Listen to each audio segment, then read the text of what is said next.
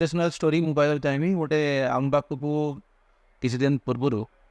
जड़े 90 वर्षर बुढ़ी लोक आसिले कंप्लेन थिला कि से किसी कम भी कर कि गोटे चलिए भी दस छाती कष्ट बहुत हो लास्ट 15 दिन है से बहुत अधिक हो तो आम सब परीक्षा निरीक्षा कलु ECG इको सब जिन गलापर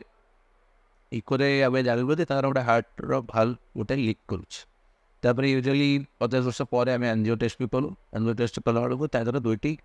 ब्लॉक भी अच्छे तो आम रही 90 वर्ष लोक जहाँ भी रिस्क अधिक रयस अनुसार रिस्क अधिक प्लस तर माने इंट्रा पोस्ट ऑफ दीटा भी टे कॉम्प्लिकेटेड रही तो आम से जिन सब अटेंडेंट को बुझेलु बुझेला यूजुअली 90 वर्ष मुझे देखा भितर बहुत जन कहते ना 90 वर्ष होती आम आउ सर्जरी करूँ आप मेडिसिन दिंतु ये करूँ तो अटेंडेंट मैंने जहाँ खुशी लगे से अटेंडेंट हो पेसेंट हो दीज कहले नहीं सर मुझे तो कम कर मोर निजर परिस्रा झाड़ा करने भी जापरनी आप सर्जरी करूँ जहाँ ठाकुर की इच्छा जहाँ थी तो से जो आम गो एड कलु सर्जरी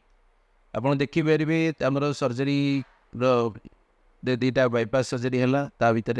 गोटे वाल रिप्लेसमेंट भी है वाल रिप्लेसमेंट पर डे 2 डे 3 रे पेसेंट नॉर्मल चलबुल कले सब जिते प्रकार मेडिसिन थिला सब धीरे धीरे कमिकी बंद होगा आ डे 5 रे से घर को डिस्चार्ज हेले आउ सब बढ़िया कथा सप्ताह पर आसिले जो आम देखला बेलू से पूरा माने जहाँ सर्जरी पूर्व देखा अनुसार पूरा यंग देखा सी भी किसी कमी लगुच पु भी कि कमी आगुरी कमी लगुला से कमी ये कर बाहुन ये मैंने ये सब जिन स्टोरी कौन आम ये तो एज इज जस्ट नंबर यदि आम पाखे इच्छा शक्ति अच्छी